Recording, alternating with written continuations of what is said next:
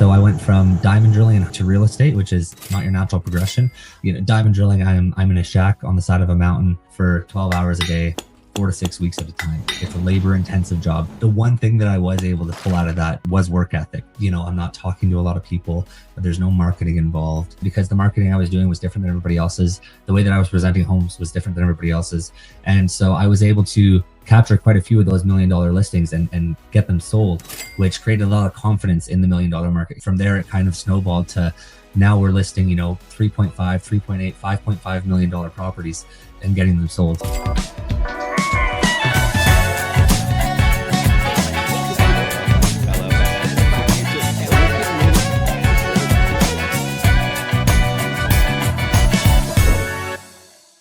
Welcome to Real Estate First Technology. Super excited to have you on and excited to go into your story, man, because we definitely are out there adding value, making massive waves. The team said, you got to have this guy on the show and you're giving us your time. So I really do appreciate it. And our intentions, man, just to serve our industry and just be able to give anyone who's viewing and listening right now, make sure you stay into the end as much value as possible, man. I think that there's a lot of stuff out there, a lot of information, a lot of coaches, a lot of individuals that are doing a lot of different things. And just so our viewers and listeners can kind of, let's get them in tune with what to be expected today.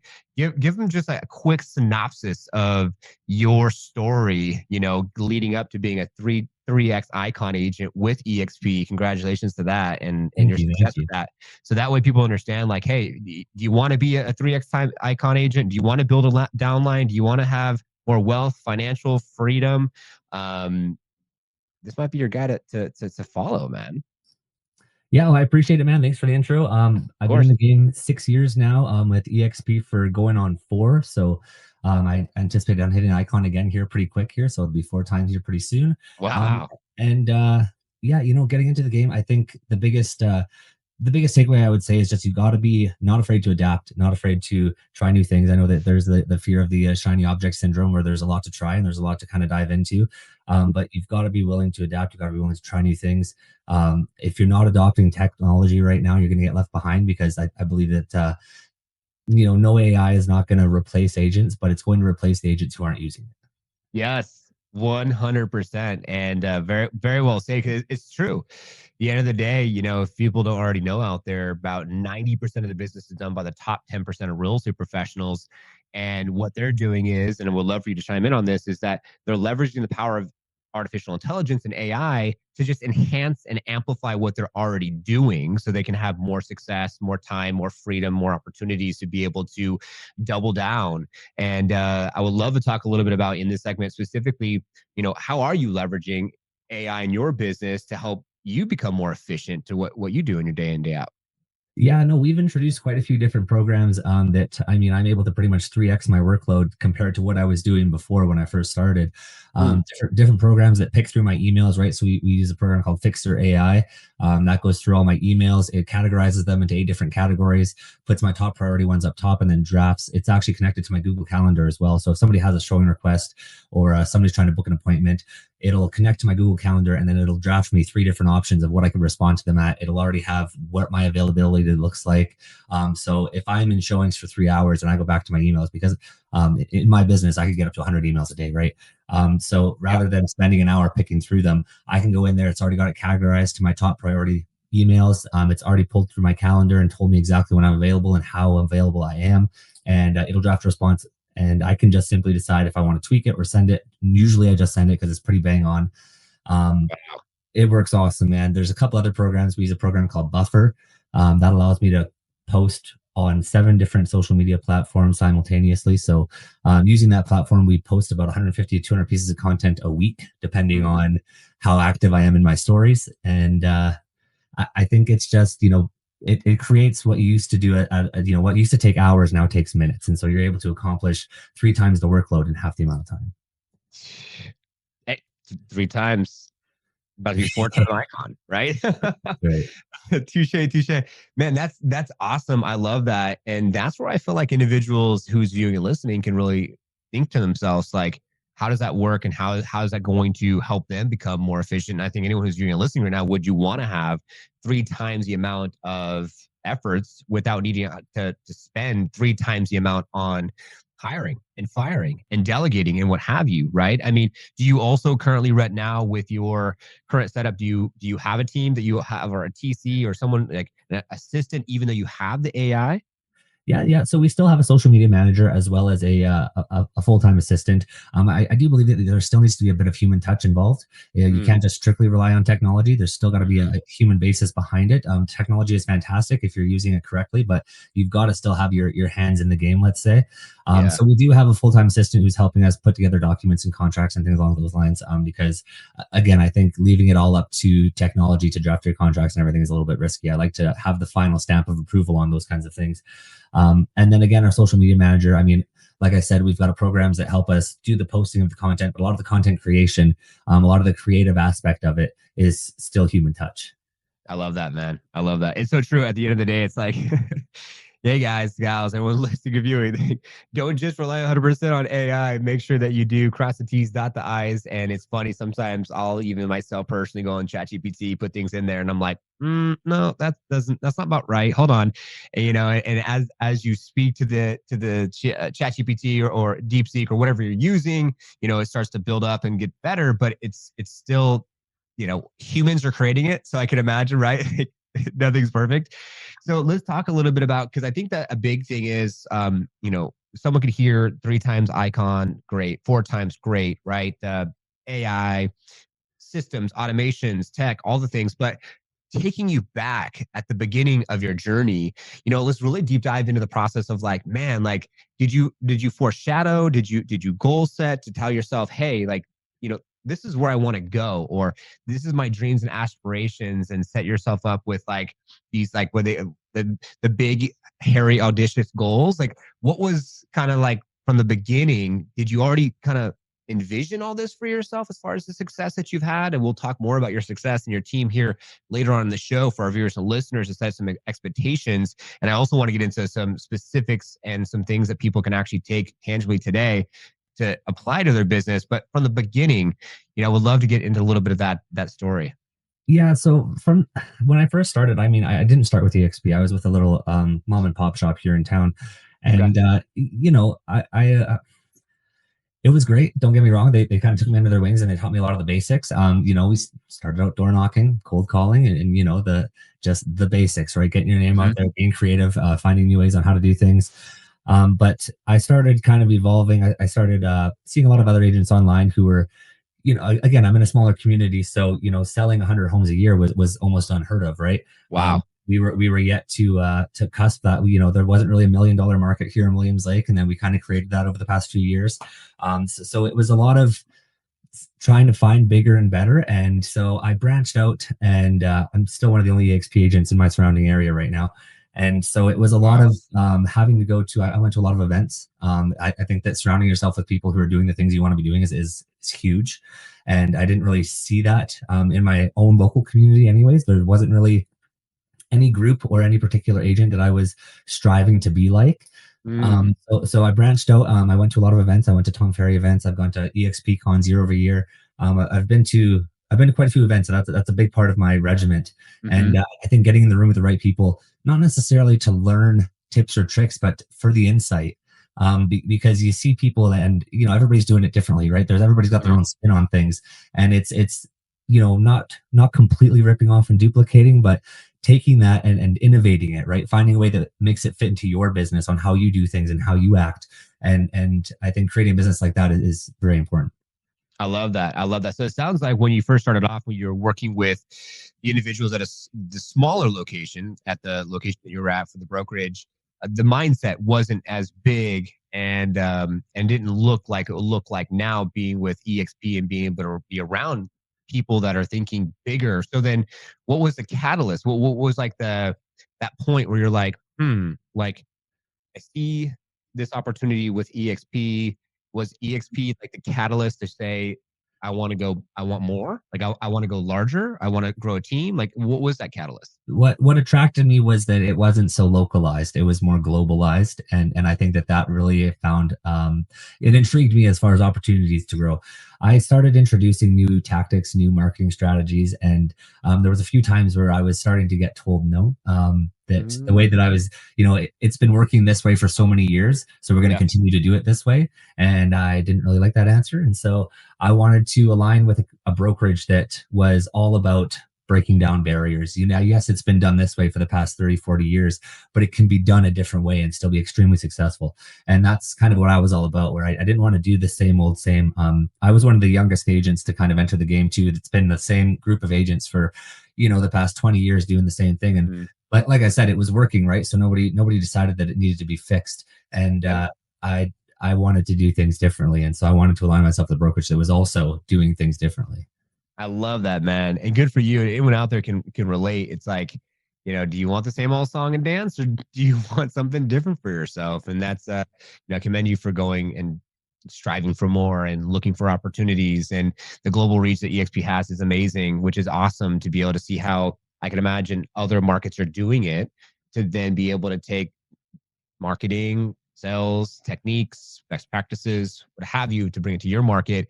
And then, like you said earlier in the show, like you it sounds like created a market at $1 million price point and above in your market. Would that be so?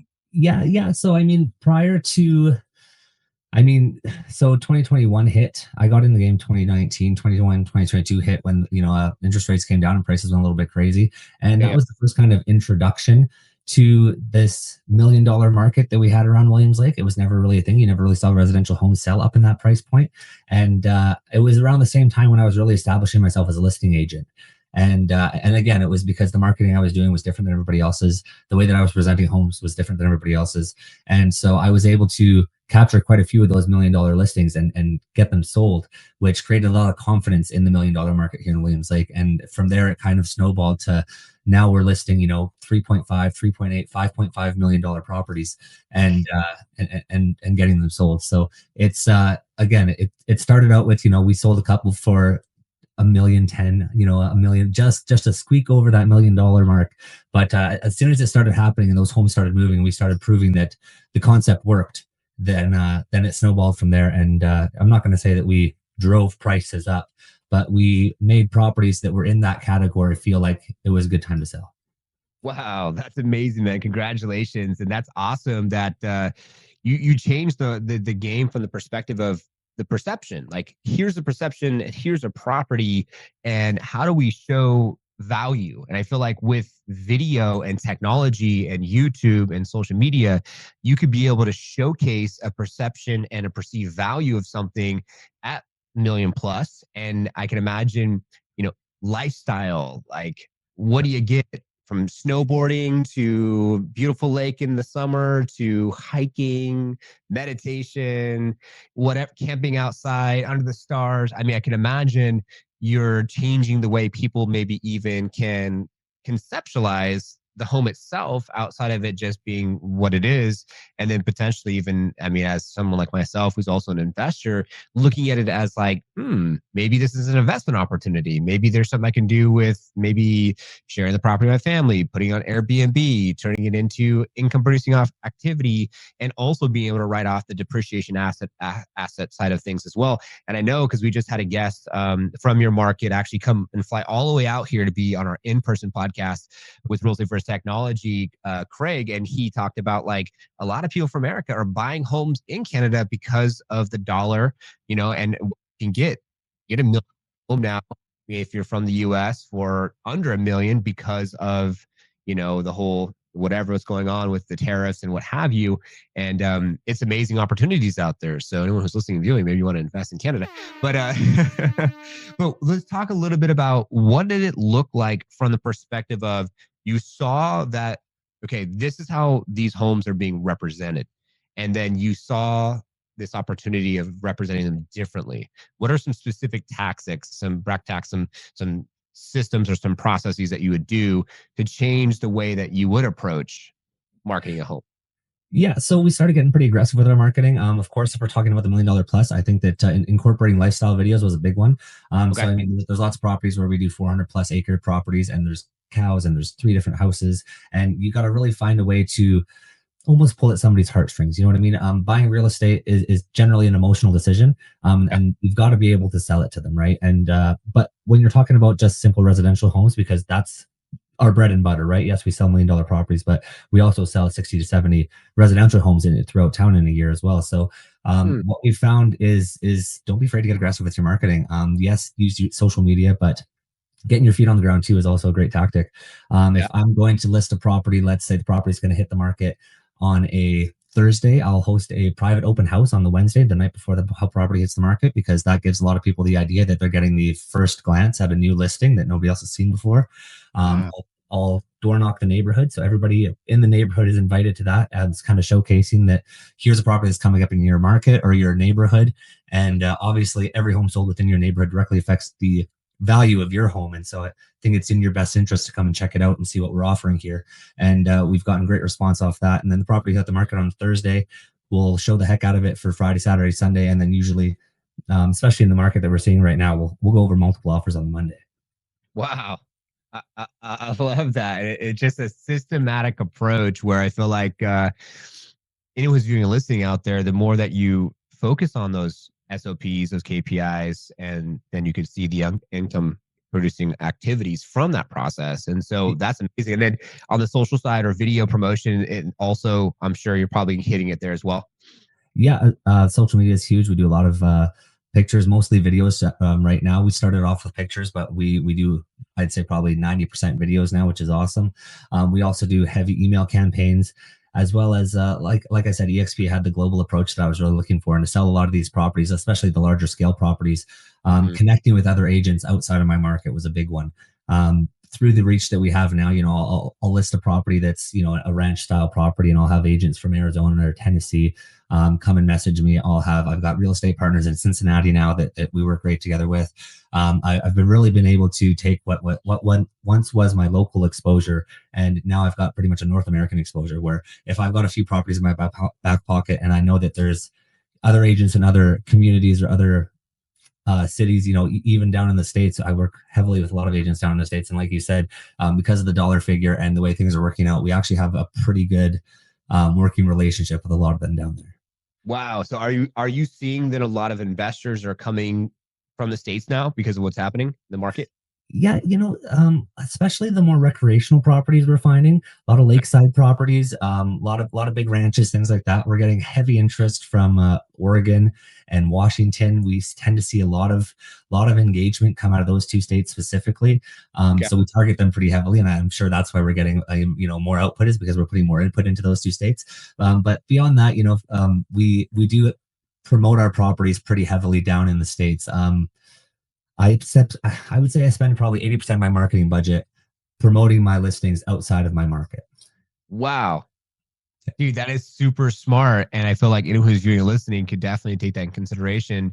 And when you thought about that, was it just because of the market, or did you do some research development to find out what's happening as far as what would look like, or were you running ads and seeing that, like, oh, there's a lot of interest from other people from other states that are looking to purchase now here? And then what was the trigger that was like, okay, I need to be promoting these listings out of my specific market? So we started to see a big transition after the pandemic.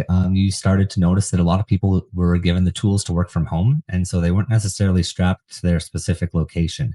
And so what was once a local market quickly turned into to a provincial market, where we were seeing a lot of our buyers coming up from the Lower Mainland, coming up to the Vancouver area, and they're selling the 2 bedroom condos for a million plus and moving up here and buying a $500,000 home, but it comes with 3 acres and a shop outside and an indoor pool. The price difference was quite dramatic compared to what you can get here to there. Yeah. So once we started seeing that shift in where the buyer interest and buyer focus was coming from, we started shifting our marketing to that, appeal to those buyers. Mhm. And it kind of snowballed from there, as far as we've now noticed that I'd say maybe 50 to 55% of our buyers are coming from out of market. Wow. That's amazing. And it puts a lot of perspective out there for me. I can imagine for viewers and listeners out there to think to themselves, like, and that has been huge. I mean, lifestyle and not needing to commute and going into like major multi-politan areas and maybe having a ranch which is awesome. My wife and I, we moved here because of that. We're like, we don't want to, we're outside of San Francisco and we're like, we don't need to be here anymore. And after COVID started, and then it was like vaccines to go to restaurants and this and that, I'm like, no, no, no. Like, we want to be able to be free and be able to live our lives the way we want to and be in control of what we do and how we do it. And so we came here and we work virtual. So it was such a blessing to go in that direction and to make that happen. And kudos to be able to highlight these properties and show the lifestyle opportunities. And I think more people than ever kind of want to get out of the big cities, and they want to be able to like be in nature and, I don't know, pick up horseback riding, do more with fishing, right? And so I can imagine that's what people want more. And then you have and can offer that. And at the price point that you're at, especially for people from America, it's pretty awesome. And so then when it comes to the process of like trying to think about like when you're marketing properties now, I can imagine you're creating this authority now. So I can imagine from your marketing and from what you're doing and from the volume, you're probably getting a lot of people locally that are like, Trevor's the guy. They're reaching out to what you're doing. And exactly that. That's why, like I said, we probably spend 80% of our marketing budget marketing outside of market, simply because within my own market now, I've created a pretty solidified database where, I don't have, and again, I'm in a smaller town, so I don't have, 2,000 or 6,000 agents that I'm competing with, right? There's, I think 35 of us. We've got a population of about 11,000. So it's a small market, man. But that's why I said, as soon as we started seeing the shift of where the buyers are coming from and how they were buying, that's immediately when we adapted the new strategies of marketing outside of our market and completely capitalized on that. Wow, that's awesome. That's amazing. So now I want to transition a little bit into from a little bit about your marketing and what you're doing with that. And now you're a 3 times icon, working the 4-time icon agent. And so next steps as far as like with EXP obviously is building a downline and being able to support agents. And so what does that look like for you from the perspective of now serving other agents and building a downline, and how is that working out for you? And and then of course serving them with techniques and marketing practices and various different resources so they can also have success. Yeah, so exactly that same kind of idea. Locally, a lot of the agents that I'm dealing with, their parents were in real estate and they own the brokerage. And they're pretty intertwined with the brokerage that they're in. And so I didn't really have the best of luck trying to convert local agents into EXP agents, simply because they've been Remax agents. Their parents were Remax agents, and their grandparents were Remax agents, and their parents still run the brokerage, and they're all pretty intertwined in that aspect. So again, I started reaching outside of market, and the approach that I took was provide as much value as possible and ask for nothing in return. And that's simply what I started doing. And I received great responses. This is the first year actually we've started growing the downline. We've got 5 agents underneath us now, which is fantastic. And again, it was simply just creating a base of value. What do new agents want? What do experienced agents want? How can we enhance what they're already doing? And honestly, one of our biggest ones has been scripting. I really leaned heavy into knowing what to say and how to say it. I think that's a really important part of the business. And I think that's a part of business that many people overlook. They all think that, they have to have the next best piece of technology, or they've got to find a new chunk of AI. They've got to take nicer pictures or shoot cooler videos. But realistically, your business grows from what you're saying and how you're saying it and who you're saying it to. And knowing those steps is extremely important. So we started adapting basically a script bank of different scenarios, different objection handlers. And that was really helpful as far as growing our downline, because that was tended to be what people really wanted to know and see. Wow, dude, congratulations on that. And I see that you're out there collaborating with individuals from the perspective of EXP and some heavy hitters. Like we just had Brian Vincent on. So Brandon Vincent, he's a great guy and full of energy. And I can imagine, adding more value to what you were just talking about with your local market, only being 35 agents and wanting global reach and doing what you're doing with EXP to be able to grow the downline and help with scripting. You're probably really, what's the word I'm looking for here? You're probably shaking things up in your local market. I mean, with only 35 agents, I can imagine that they're probably like looking at this guy like, man, Trevor, like, Yeah, I was definitely the black sheep of the community for a little bit when I went to EXP because again, it's been a pretty we've got a small town old school mentality where it's again like I said, if it's not broken don't fix it. And so me even introducing a cloud-based brokerage to my market was a hell of a hurdle. And so it was a lot of having to prove the concept, right?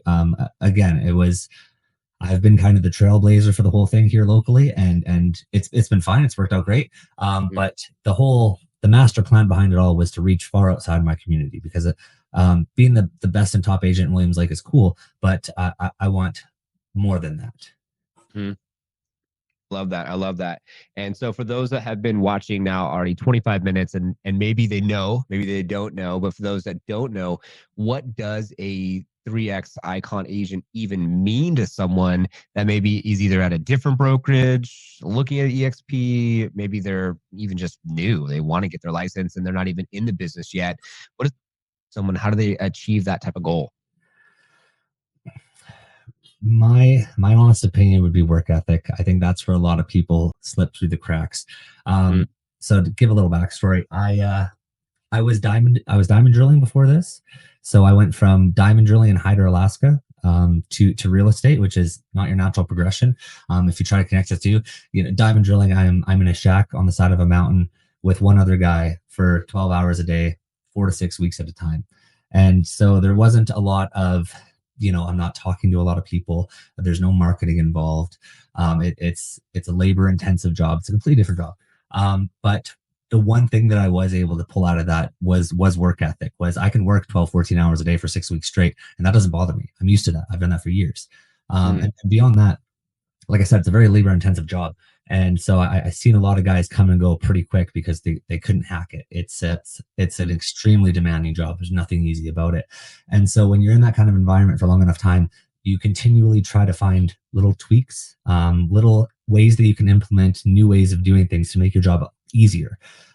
Any way that you can find to make whatever you've got to do a little bit easier, you try to implement that, right? And so you're consistently looking for ways to maximize your time because again you're getting paid per foot of what you drill down into the earth, and so you want to find out how to drill the fastest and you want to find out how to drill the easiest without completely destroying your helper.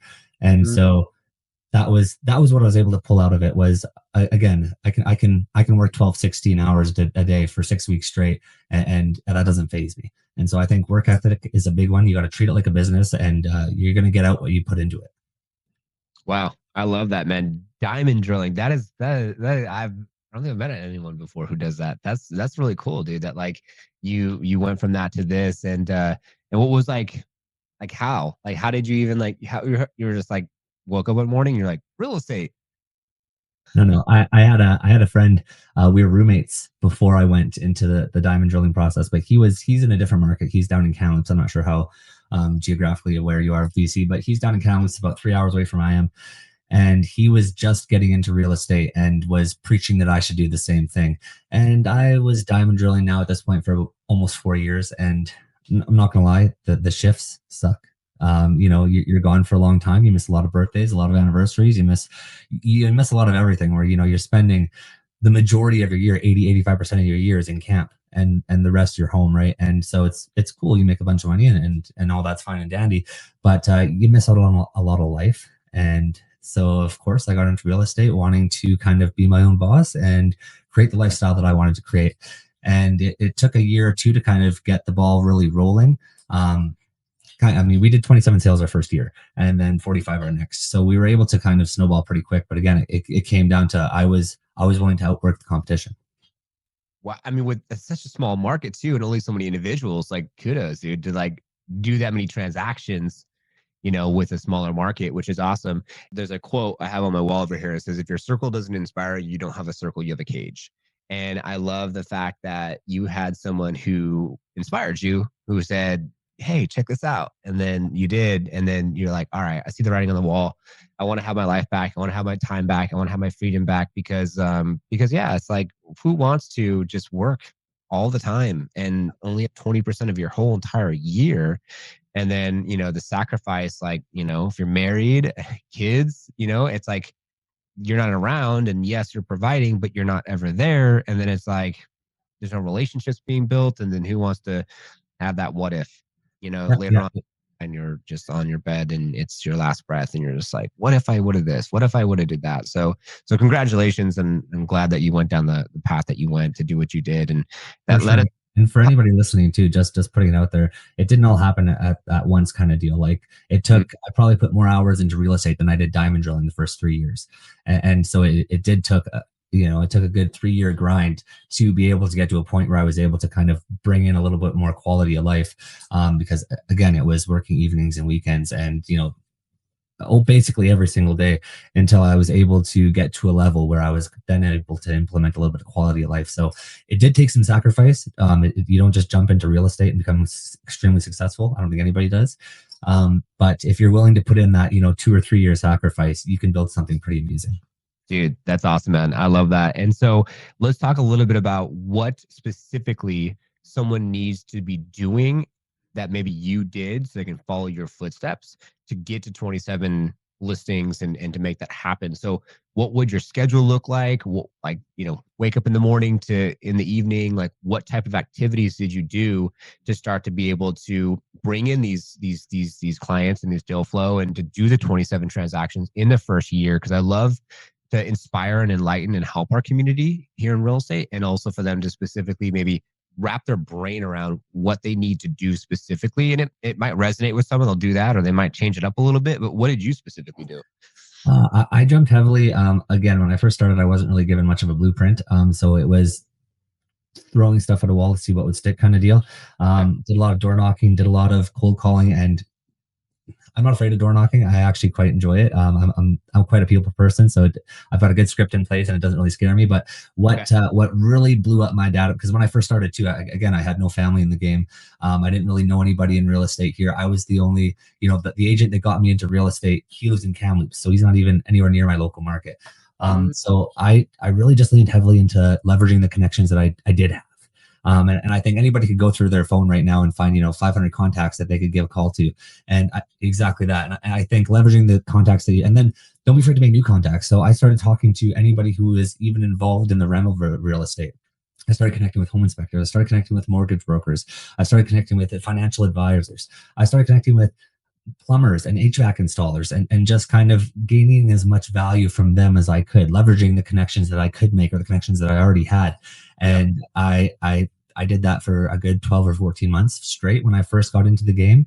And that is what took my business off the ground, was just leveraging what I already had. And everybody thinks that, if they have no database or they have nobody in the game, that they have nothing to leverage, but you're completely wrong. You've got a friend or you've got a family member or, you can give a mortgage broker a call and make those connections and become that referral agent. There's a million different ways that you can make connections without having to spend thousands of dollars on leads, let's say.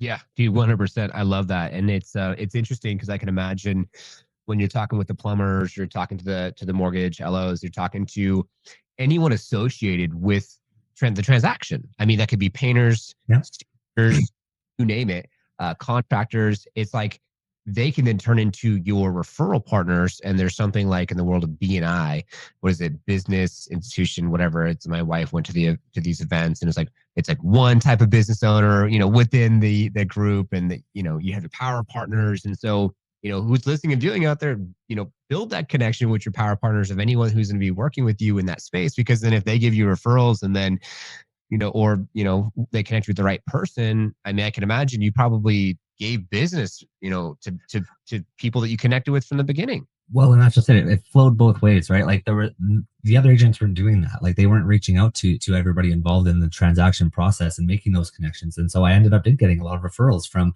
like you said, from painters, from plumbers, from carpenters, from mortgage brokers, because, somebody calls them and wants something and it says, oh, okay, well, I'll contact my real estate agent. And they go, oh, well, I actually just got off the phone with one a couple of days ago. He sounded like a top-notch guy. Give him a call. And so I was able to get quite a bit of referrals just simply off of leveraging the connections that I could around the real estate realm. And it kind of went both ways, right? Well, now I've got these clients who need a house painter. Well, I've got this guy in my back pocket. We just talked a couple of days ago, and it boosts confidence in my clients because I seem like a rock star, because any question they have, I've got somebody in my back pocket. I've already made that connection. I've already talked to them.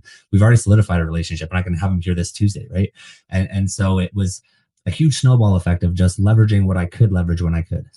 Dude, I love that. And so quick story. So our house has 2 units for AC, and one of our compressors went out. So we've been in the house for about 5 years. The house is built in 96. And so one of the compressors was changed. The other one wasn't. It's starting to get hot in Arizona now. And so I was like, dang. And that's one thing that the agent failed on. The agent didn't give me, any one thing the agent never followed back with me. So I get some basic postcard. And I told him that I was going to go through the whole house and do all these things. Hence, this is one of the rooms, which is our recording studio. Yep. So he never got to me. The second thing, I couldn't even reach out to him.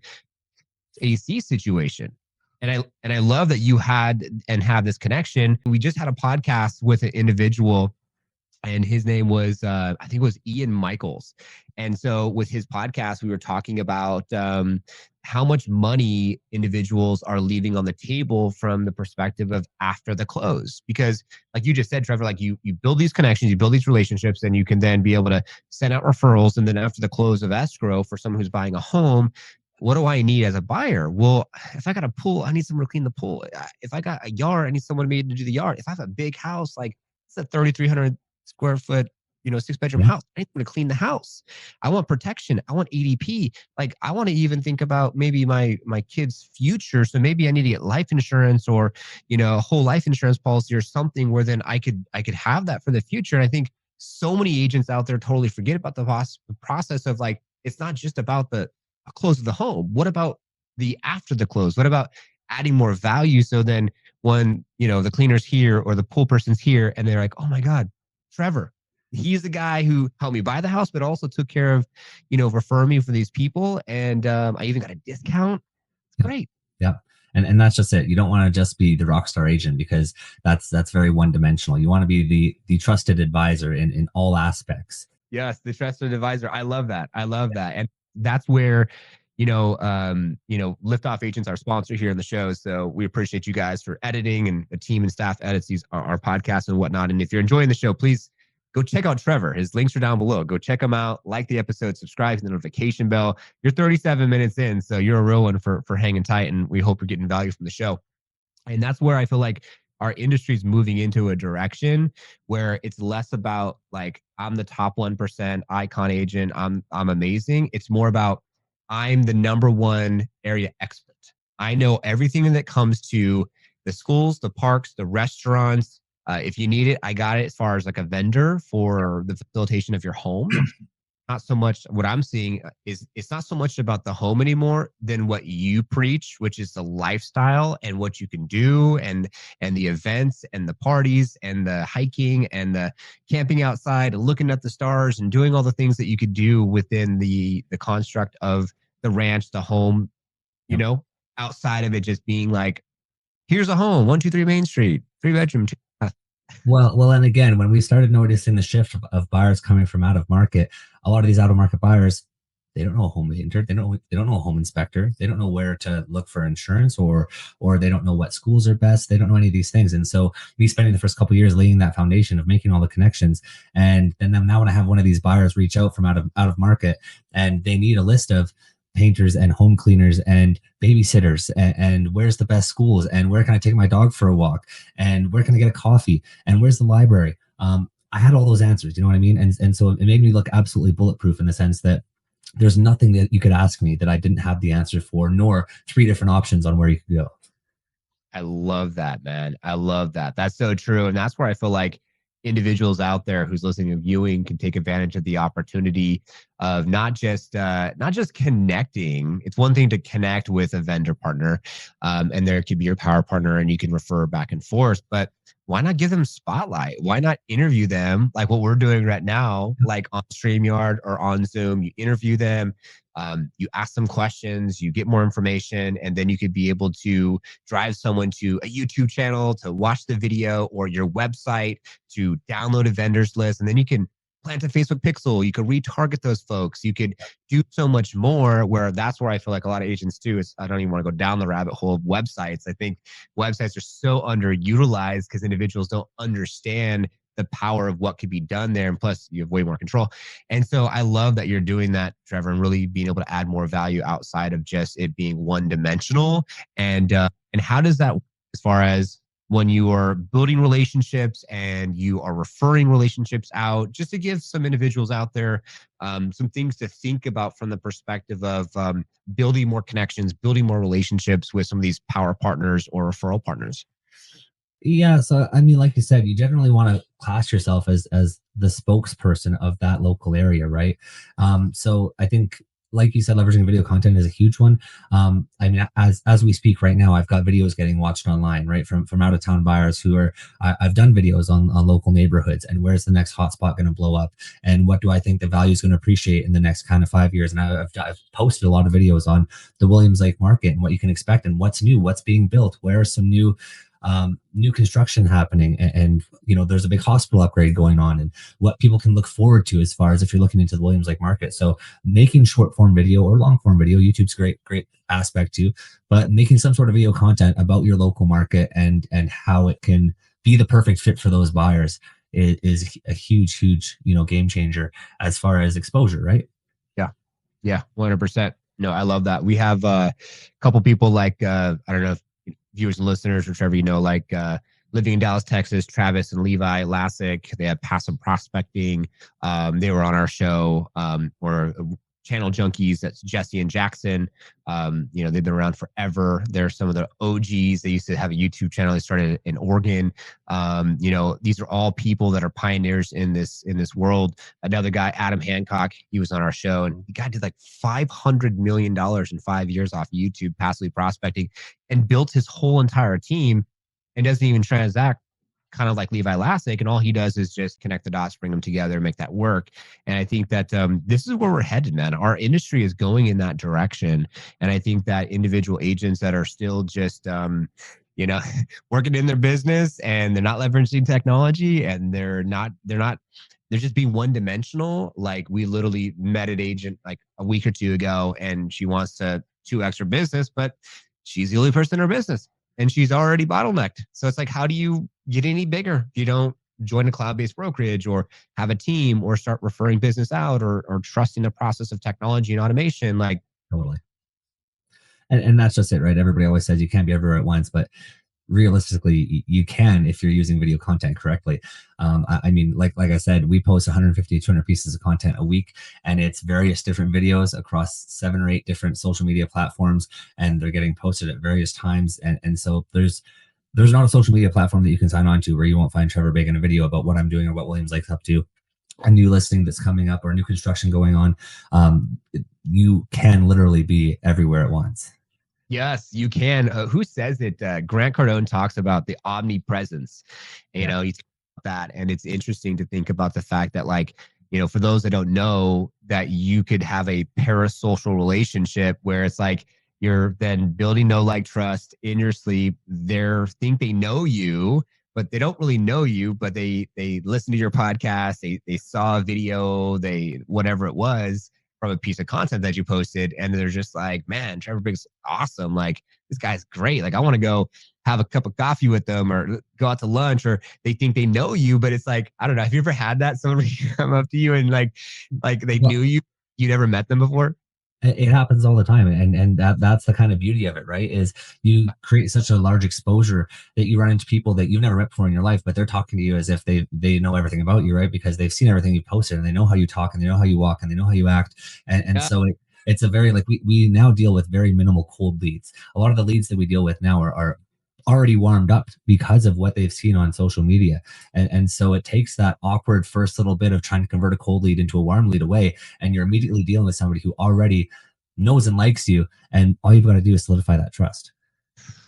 Huge, man. Huge.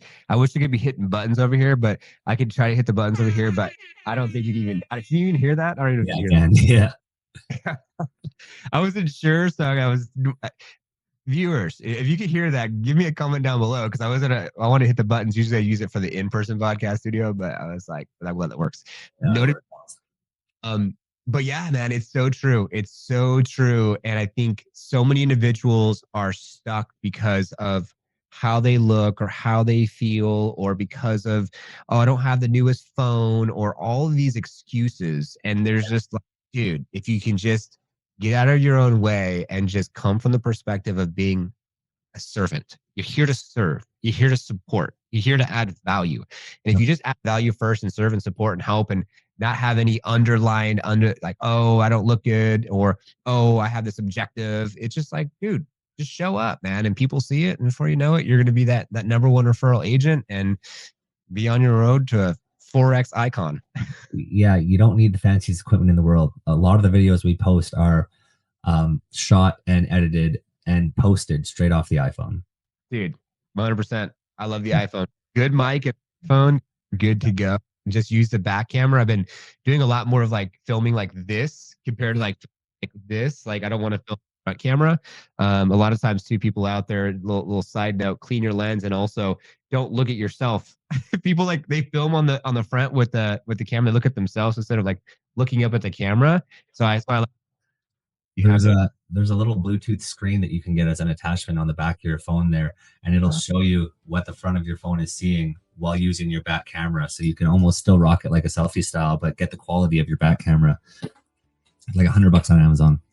Dude, all right, team. Let's put the link down below. If you're listening to it, go to YouTube to be able to get that link, to be able to get that product, because I'm curious now. I'm gonna go look it up for myself. Yeah, I love that idea because that makes a whole lot of sense to be able to see. I don't know if it's going to be the iPhone 17, but them doing like a little screen also on the back of the phone itself. Yeah. So we'll see how that looks and what happens. But all right, so I want two more things, two more segments before we finalize here.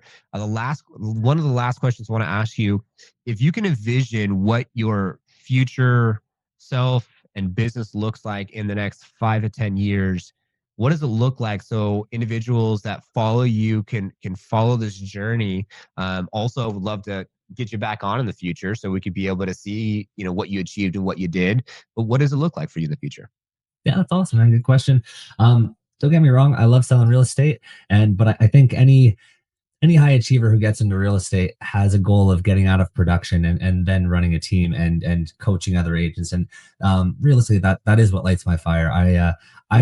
I've proven to myself that I'm a crusher, that I know that if I set myself a goal, I'm going to hit it, I'm going to attain it, I'm going to blow everybody out of the water. I know that about myself. And so that almost doesn't excite me anymore. I don't want to say it. It's not me trying to brag saying that, I win at everything I do, but I do. And it's because I set those goals and I hit those goals and I execute very well.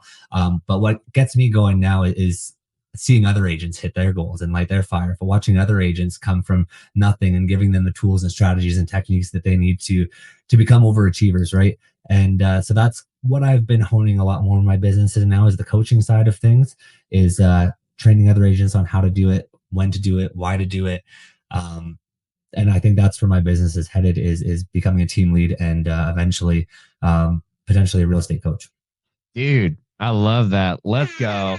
I'm excited to follow your journey and see you get to that point of interest. And I think that people need to realize that, like, without having a goal, and whether it's a vision board or you write it down or whatever the case may be, like it's hard to have the motivation and inspiration to be able to be like, wake up every single day and be like, I'm going to make this happen. I'm going to do this. And so, every single day I have my goals. They're on my phone, and I go over them 3 times a day. The alarm goes off 3 times a day, morning, afternoon, and the evening, to make sure that I'm keeping my eyes on the prize. And it's nice because my partner, my wife, her and I are very much in sync with that.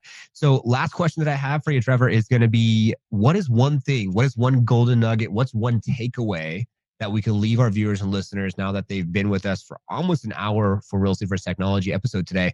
What do you want to leave for our viewers and listeners? Well, it's real estate versus technology. So, I mean, obviously one nugget would be, don't be afraid to, be an early adapter or early adopter of new tech. Sometimes it sounds a little scary, but what I've learned is that the early adopters tend to get the biggest gains. As far as real estate in general, you got to find a way to erase those limiting beliefs. A lot of things that you think are possible, but you think there's no way you can do it, somebody's already done it. And so whatever's holding you back is most likely you.